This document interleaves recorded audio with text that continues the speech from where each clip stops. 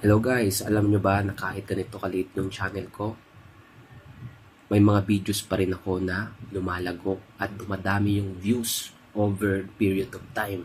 Gusto nyo bang malaman yung sekreto ko? Pero bago lahat ng yan, intro muna tayo.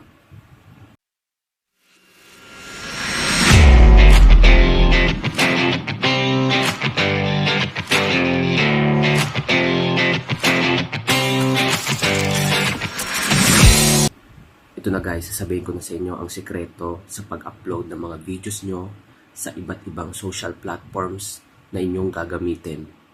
Siyempre, tatandaan nyo lang itong tatlong bagay, lalong-lalo na sa pag-upload ng mga videos sa YouTube channel nyo.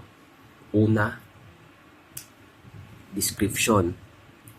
Pangalawa, siyempre, sa description mo hindi mawawala yung mga hashtags regarding dun sa topic mo or content mo sa yung in-upload na video.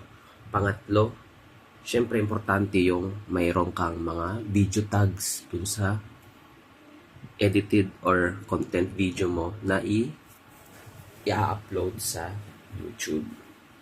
So, ayun lang po yung sikreto ko. Tatlo, patandaan nyo lang yon. Kasi, paalala lang po, tayo ay nagsisimula pa lang at maliit or small time pa lang tayo na YouTuber. So, wala pang nakakakilala sa atin, tandaan natin.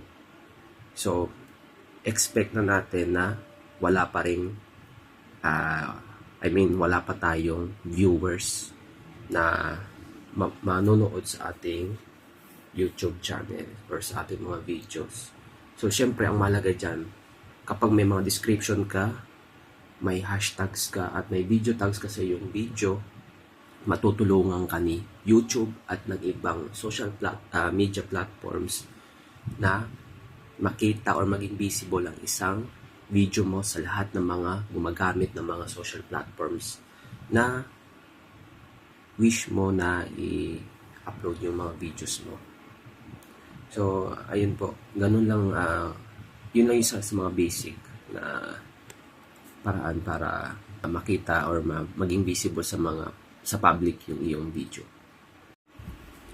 Ayun lamang po yung mga sikreto or basic tips para sa isang small time YouTuber na katulad ko at mga nanonood ngayon na balak nyo maging content creator.